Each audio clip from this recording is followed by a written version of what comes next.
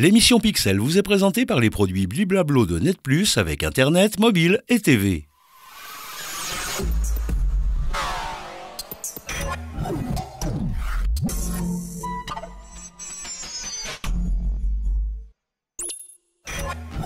Bonsoir, vous les avez certainement vu passer ces vidéos ou ces photos générées par l'intelligence artificielle. On fait le point sur ce phénomène avec notre expert du numérique.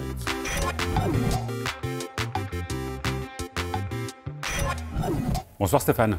Bonsoir Nasrat. Un élément important que vous souhaitez tout de suite mettre au clair, rappeler que l'IA n'est pas humaine. Voilà, parce qu'on assiste à des envolées parfois. Alors il y a eu celle de cet ancien ingénieur de chez Google, Black Lemoine, qui lui avait cru détecter dans les réponses obtenues par une intelligence artificielle une forme d'émergence de conscience, de sensibilité et autres. Et ça c'était il y a déjà plus d'une année, mais récemment aussi, un journaliste du New York Times a passé un certain temps à discuter avec une IA et lui aussi a cru voir émerger une forme de conscience. Et sur ce point-là, ce qui vous paraît important, c'est de rappeler que là-dedans, il y a ce qu'on appelle de l'anthropomorphisme, c'est-à-dire que c'est le sens que l'on donne à ce que l'on lit, à ce que l'on voit, et que ce n'est pas forcément le sens qui est donné par la machine. Voilà, dans l'état actuel des choses et de nos connaissances et de la technologie, les intelligences artificielles génératives comme ChatGPT ou Google Bard ne font que produire des données. Alors il se peut que parmi ces données, il y ait des choses vraies, mais elles ne produisent pas pour autant de la vérité. Mais parmi les données produites, il peut y avoir des choses vraies. Et puis, à côté de ça, il faut faire attention que c'est nous qui attribuons du sens aux choses. Alors, je prends un exemple, peut-être, il vaut ce qu'il vaut, mais si on prend les 10 commandements, eh ben, on a peut-être quelque chose qui était écrit à un moment donné ou gravé.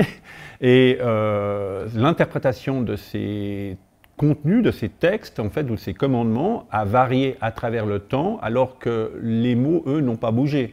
C'est-à-dire que nous, on a tendance à associer nos émotions et à interpréter tout un ensemble de choses. On a nourri peut-être un chat GPT avec de l'information à caractère scientifique, mais on l'a aussi nourri avec des librairies, avec des ouvrages qui traitent de la fantaisie, de la science-fiction, et l'intelligence artificielle va toujours essayer de s'adapter à son interlocuteur et finalement de fournir la meilleure probabilité par rapport à la réponse attendue.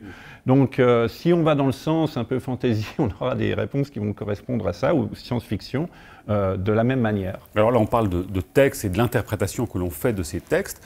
Et dans le cadre d'images ou de vidéos qui sont parfois absolument bluffantes, là, on en perd son latin. Oui, on peut. Alors, c'est bluffant, c'est vrai, et finalement, on n'est qu'au niveau du brouillon de quelque chose.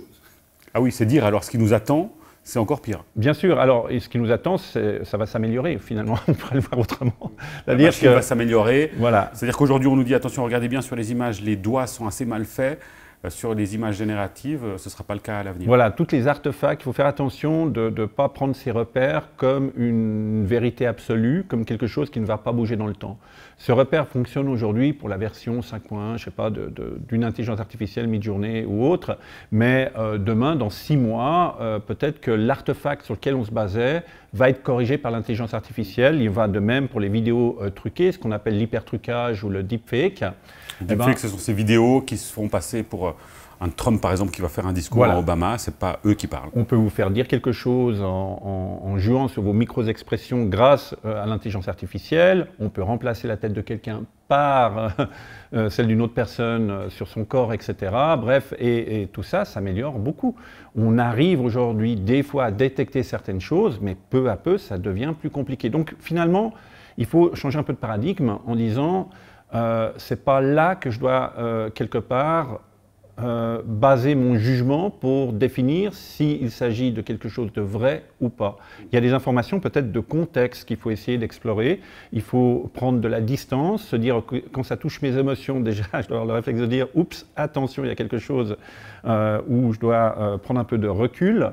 Et puis voilà, essayer de ne pas avoir confiance uniquement dans l'image, mais dans le contexte, dans la vraisemblance aussi de la situation et de ce qui est proposé par l'événement, l'intelligence artificielle, l'image, la vidéo, le contenu qui m'est proposé. Donc rapidement, si je comprends bien, on ne peut pas avoir des outils qui nous disent ça c'est juste, ça c'est faux, ou ça c'est réel, ou ça c'est faux. Par contre, c'est une vraie question d'éducation pour comprendre justement ce contexte et repérer grâce à ce contexte ce qui est faux. Alors on en revient toujours là, l'éducation, oui, c'est l'élément essentiel. Pour composer avec, on ne peut pas faire contre. J'entends, on a une évolution, cette évolution, elle se fait de gré ou de force, c'est-à-dire que même si on freinait l'intelligence artificielle en Suisse, d'autres pays la développeraient, et même si on mettrait un cadre européen, ce qui est en train de se faire et qui va aboutir dans très peu de temps, eh ben, le cadre international, je ne sais pas, en Chine, en Russie ou dans d'autres pays, on va continuer à développer ces technologies. Merci Stéphane Corr. Avec plaisir. On l'aura compris, le pire ou le meilleur est à venir à ce sujet-là. À très vite pour un nouveau numéro de Pixel.